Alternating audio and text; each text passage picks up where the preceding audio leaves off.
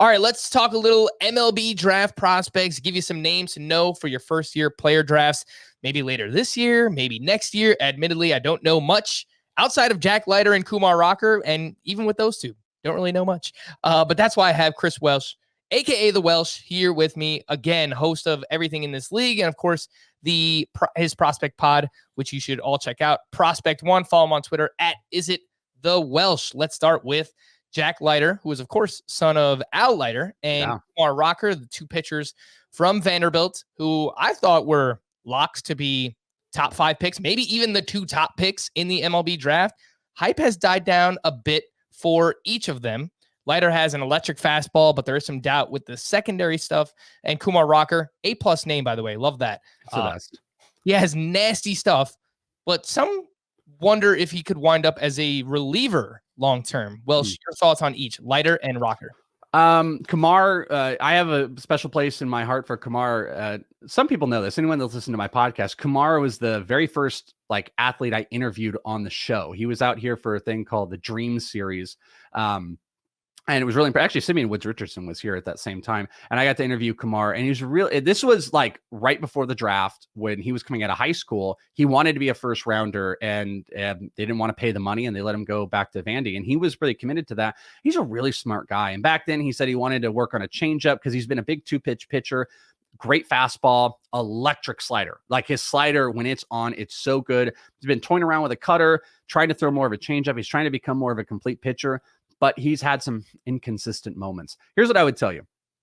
I think Kumar Rocker is a starting pitcher, and I don't see that wavering for quite some time. Some guys, remember Archie Bradley? Archie Bradley got taken off of that starting pitching train pretty quick because he was predominantly a 2-pitch pitcher. Kumar, since high school, since the Dream Series, has been trying to develop a third pitch, and we're upwards of 4 pitches right now. And that slider is going to get him in a lot of places, and he can go deep into games. Obviously, he had the perfect, and he can fall apart, as all of these guys can. And if his slider isn't biting, his fastball is pretty electric, but guys can sit more, and he can start walking some guys, and he can just get a little bit behind. He had 36 walks this year in 111 innings. It's nothing, horrid, but it's just right around 3 in college, which you probably want that to be a little bit less.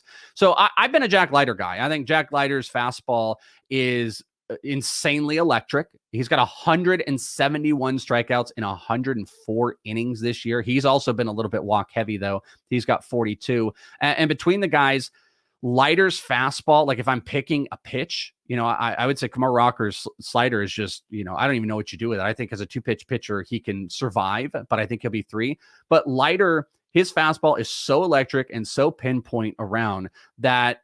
Does he have plus secondary stuff? I think it's good enough that they can continue to develop, that the fastball is going to get him in a lot of great places. And if he can go to an organization that can really help develop, you get those secondaries to close to plus, and I think he's an ace. So are there relief worries with Kumar? Maybe. He slipped. He's no longer going to be the top pitcher even taken, most likely. I think Leiter is that guy. So, from a dynasty perspective, I hate putting pitchers at the top. I hate doing it. And I had them at the top until we really started to get the feel for what was coming out of high school and maybe what some of the college guys were going to do. And they've been surpassed, and you should be careful. But Leiter and Kumar are going to be probably easy top 35 overall dynasty prospects. And from a pitching perspective, they're not going to be in that. Leiter could go into that tier we talked about in our previous prospect conversation of that Grayson 6th tier of Sixto, and you've got Alek Manoah in there. He's either at the bottom of that tier or at the top of the next tier, and Kumar is just a little bit further down, and he's probably going to fall outside the top 5, where Leiter's going to go anywhere from 2 to 4 most likely. When you were talking about Rocker too, it kind of reminded me a little bit of Tyler Glasnow, who currently on the IL, but for a long time was just known for his 2 pitches. It was fastball, it was slider. It was curveball. This year he's kind of worked in that slider cutter hybrid. So it's not impossible for a prospect to have 2 amazing pitches and then find out how to bring a third pitch into that mix. No, so, it happens all the time. It is tougher. I know. I wish there should be some data on this somewhere. There probably is. For whatever reason, you'll see guys just start at, there's guys like Bowers, these really heady guys that just add all these pitches. when you see a pitcher that like will go 10% of like with 4 pitches, let's say, for some reason, it seems like those guys can interchangeably just add pitches left and right. But those 2-pitch guys, because they've grown so accustomed, I don't know why it's so difficult to start to get the third in there. But sliders are easier to cut. So I think that's why like he's found himself being able to, just change the velocity and a little bit of the movement to just actually start having a cutter that's involved in it. And the changeup is just something that's got to be developed. But dude, like it's college. Like he doesn't need it. He's blowing high 90s with one of the most ridiculous college sliders. Of course he's getting outs. And same with Leiter. Like Leiter, he just uses everything else to set you up with the fastball. And these guys don't have to be challenged, though they have been challenged a little bit. They've been the best performers. And both of these guys, especially Kumar, like the Kumar relief thing, I just don't buy it. Like, sure, go put the 2 pitches in the bullpen as a closer. You're an elite closer. You're great. This dude, he goes the distance. He can go really deep into games and doesn't exactly lose himself. These are both great bets. If I'm betting, there's only 3 pitchers that I really, really want to bet on if I'm having a high first-year player pick, but there is some depth that you can play around with in the later rounds. But I'm not afraid to go down with this ship. But if I do, it's going to be with Jack Leiter. All right, so you mentioned they have been passed by potentially a trio of high school shortstops in Marcelo Meyer, Jordan Lawler, and Khalil Watson. I'm not going to act like I know anything about these guys, but based on what I read, Meyer projects plus hit and power. Prospects Live said he might even be a Xander Bogaerts type player in the future. Lawler, plus hitter, gap to gap, above average speed. Khalil Watson, big pop, projects as an average hitter. Welsh, how would you rank the 3? Meyer, Lawler, Watson.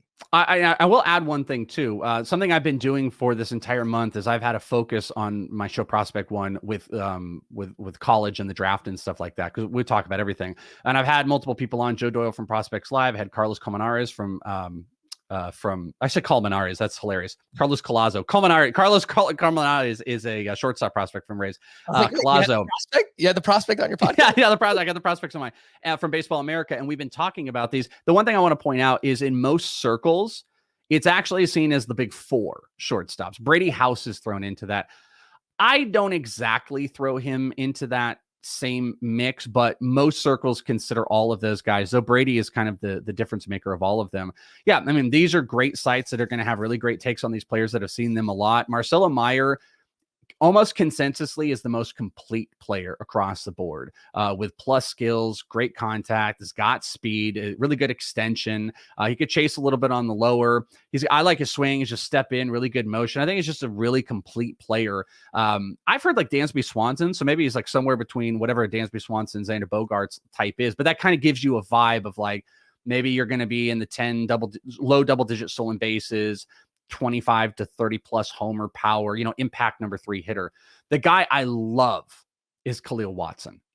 That's my guy. I've got Khalil Watson number 2 on my first year player list.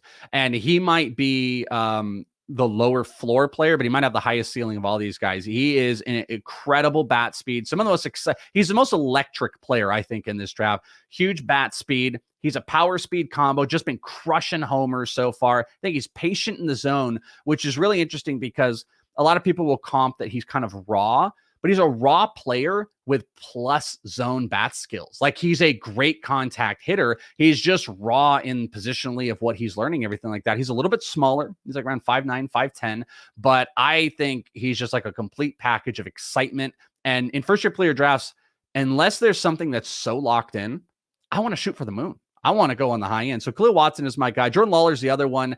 Solid 5-tool player. I think he just is like the one little tiny notch down from Meyer. There's good power in there. Is he going to run? He's a projectable body. They're all very close, but it's Meyer, Watson, Lawler, and then Brady House, Brady House is just like a bigger, I think he could be a third base guy, though he's got pretty good skills in there. He's the big power play. I don't think there's a whole lot of speed, but hits the ball really, really hard, plus power over all these guys. And Brady House could be the guy that gets a deal cut and could go above Lawler and above Watson. So that's what's going to confuse people with some of this is, he's got some really great offensive skills for a big bodied guy who could stay at shortstop. and he might go above them. But for me, it's Meyer, Watson, Lawler, and then House for the big 4 shortstops.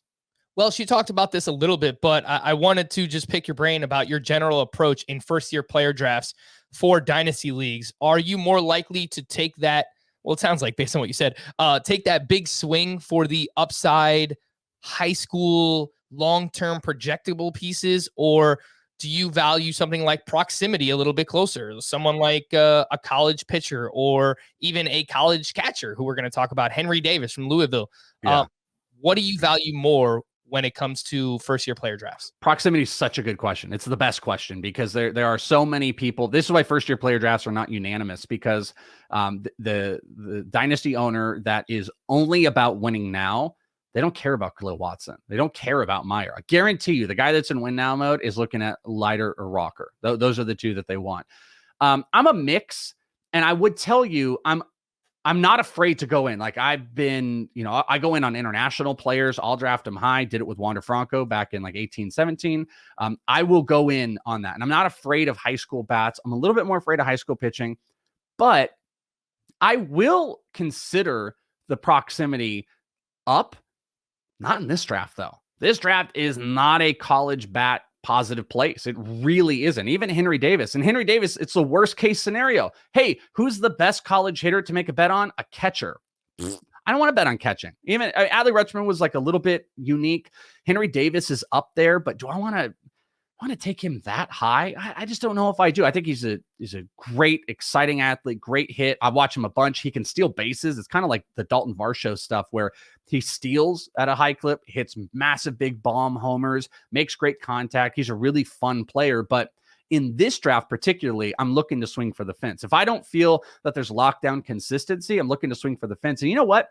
As I'm saying this, maybe I'm not as proximity as ever, because take a couple years ago, that big draft where you had Andrew Vaughn, Adley, Bobby Witt, CJ Abrams.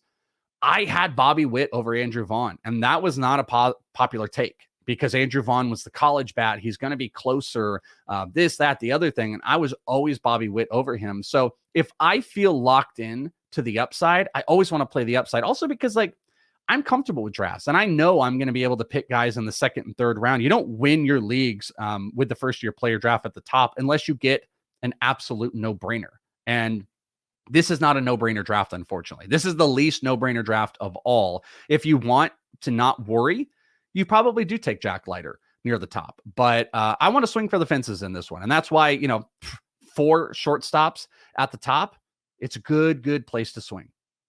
I want to focus a little bit more on Henry Davis, who you mentioned, catcher there for Louisville. Does he have Adley Rutschman type upside? And do you see Henry Davis sticking at catcher? I actually looked at a mock draft from Prospects Live, and they have Henry Davis going first overall. I think this one came out like early June, so it might have changed. It might have changed since then. But what do you think about Davis? Does he stick at catcher? Does he have that Adley Rutschman type upside?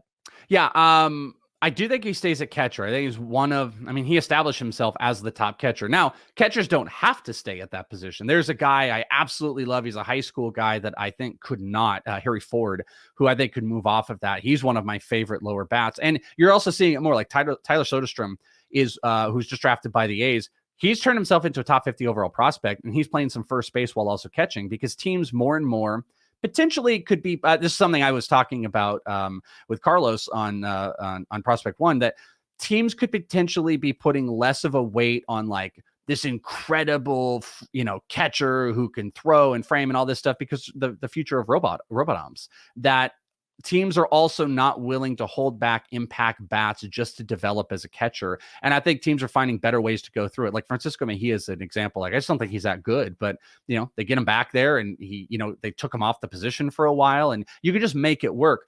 Henry Davis is a guy that I think is a long-term stick at that position.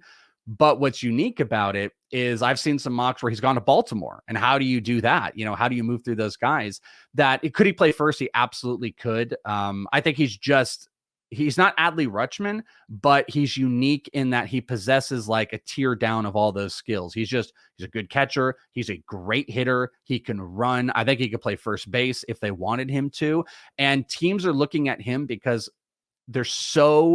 everyone's lacking confidence, I think, in what you're going to get out of this draft, that if they can go to Henry Davis and they can say, hey, we'll take you 1 overall, but will you take $1 million under slot? That enables a team later to take to overslot a player. There's a couple big impact guys that had Tommy John that blew out their arms, and there's high school guys that are questionable. Will they sign that team? And I think that's why I'm saying is like, if you see Henry Davis go like 1 or 2, I think it's because of the potential of saving a little bit of money, but also he's safe. He's safe as safe can get if you don't want to go college pitching. And that's what's unique about Henry Davis. For fantasy, catchers, I don't get crazy into catchers. Also, I have this weird thing. I don't know if you have it. I have weird quirks. I hate dudes that don't wear gloves. Like I'm over it because like Kyle Tucker, he's doing good. But whenever I see a guy without a glove, I'm like, I don't know. I just 60 to 55, buddy. Can't trust that guy. Yeah. Can't trust a batter who doesn't wear batting gloves. Just dumb quirk of mine. It's interesting that you bring up the possibility of him being mocked to the Baltimore Orioles because the Adley Rutschman has played some games at first base this year. Yeah, so I would give everything to get. I said this in that one draft, the Andrew Vaughn draft. If Adley were a first baseman, I think he would be the number 1 overall pick in that, because like it's like Goldschmidt. I always compared it. It's like Goldschmidt type power. Such a good bat. I mean, he's going to be like a close to 300 hitter, 30 plus power, middle of the order. He's a 4 of the 5 category uniquely impacted player. But the problem is if he's only in 120 games, it just limits his value. If he's a first baseman, baby, he's going up. He's more valuable than Andrew Vaughn. And if they said today he's going to be first base, I think him or Torque are in the same comparison.